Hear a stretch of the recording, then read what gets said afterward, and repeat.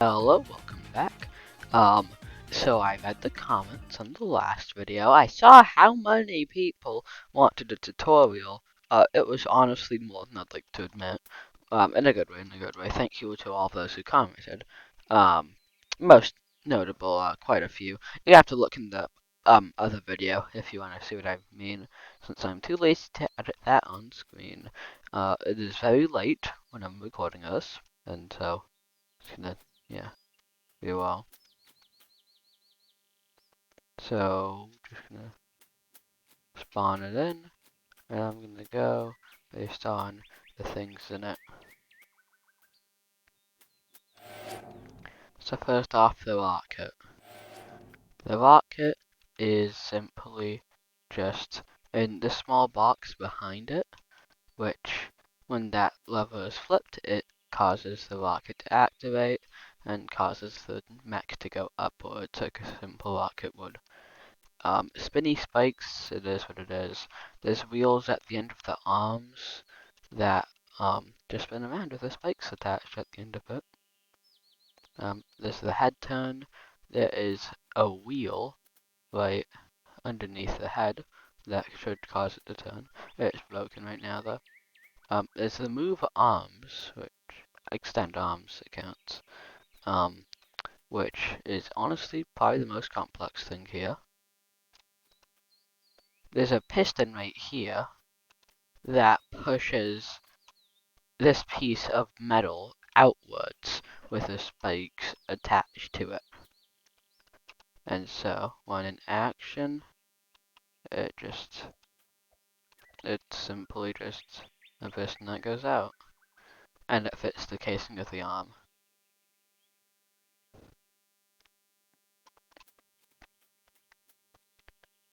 Let me just go in here for a better look.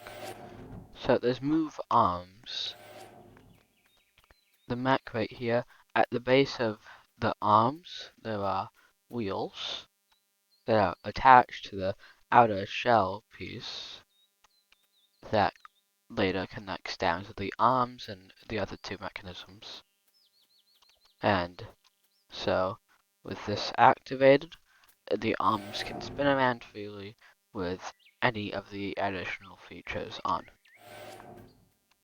And then finally, there are the extra switches. This red lever right here is actually, there's a secret mechanism. I'm just gonna turn on transparency right here.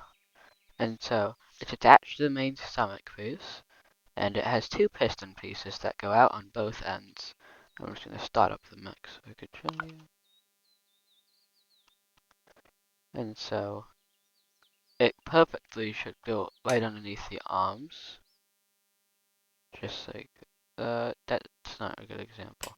So you occasionally just have to flip it back. Just click that, and then press this again, and the arms are stuck at the base. Anyways, the boat isn't reloading. Oh, technical difficulties. My apologies for what just happened. Anyways, gonna have to cut that. Inside here, there are these four switches with both of those, letting go of the bombs back there, and with both of these activating the bomb that's connected to. And so, the bombs right here on the back, to put it simply, they have dynamite inside of them that is always invisible.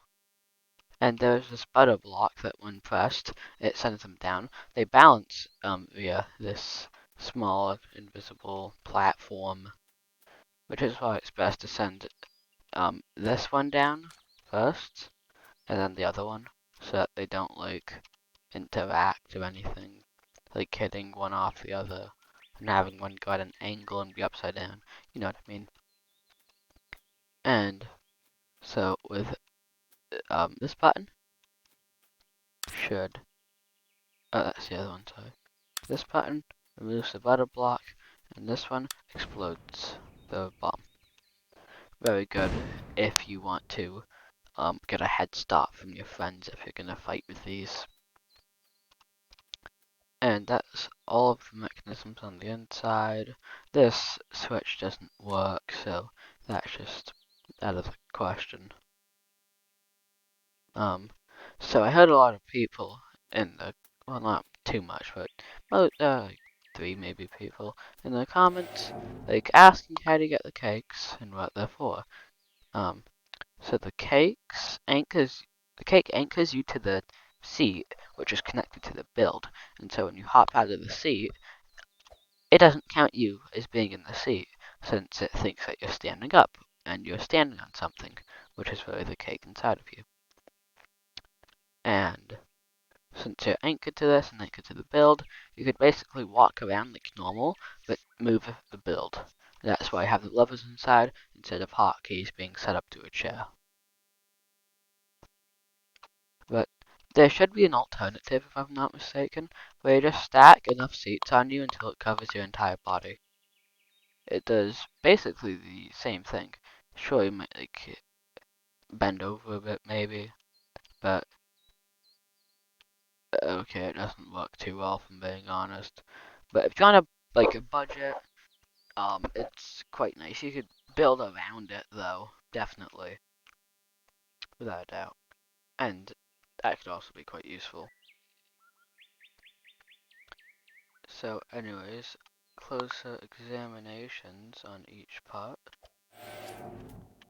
Down here at the feet, metal base plates, actually literally just metal, with being scaled properly, based on the Sonic Mania design, by the way, and it balances via a giant concrete block.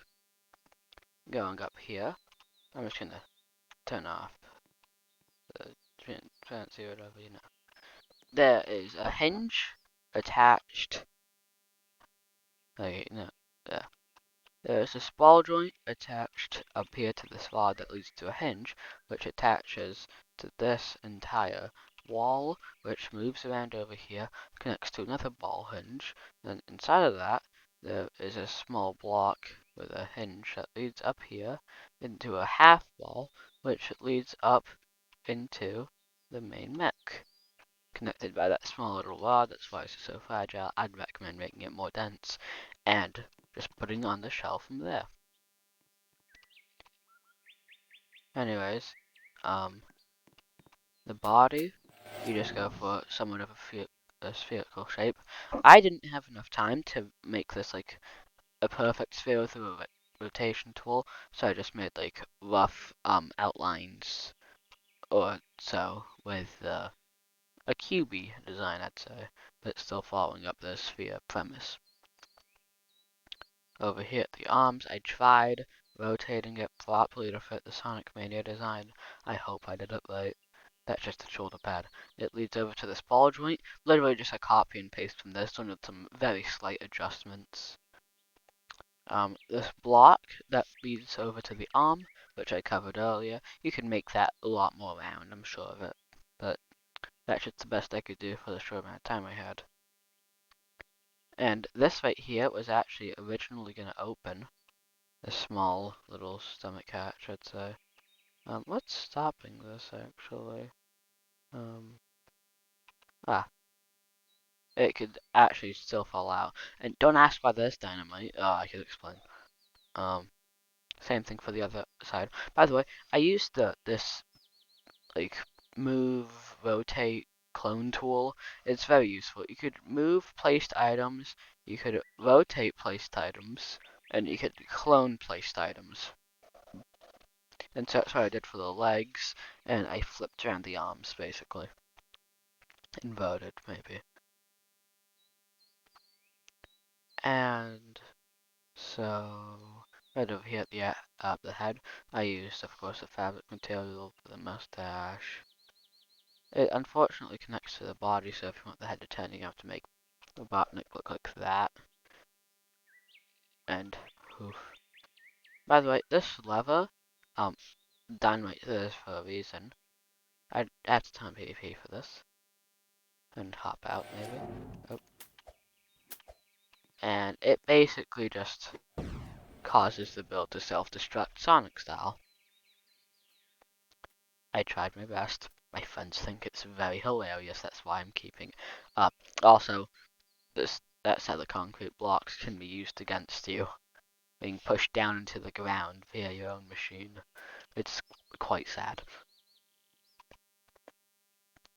And yeah, I honestly hope that this was a good enough tutorial video maybe. I can't make an exact tutorial just following up with a main design, the main premise. I can't show you block for block how to actually build this. So I hope this is enough.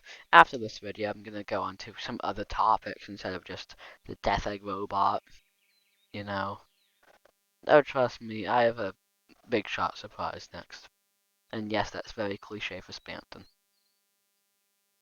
I'm not even kidding, that video is in the editing process. Should be out after this one. Also, don't take my word on it, because now I'm helping my best friend edit his videos on his channel. And so I will be working on that for a bit when he has it all worked out. Anyways, that's me. I'm going now. There's no extra clips to this video. You can click off now, and I hope you enjoy your nice week. See ya.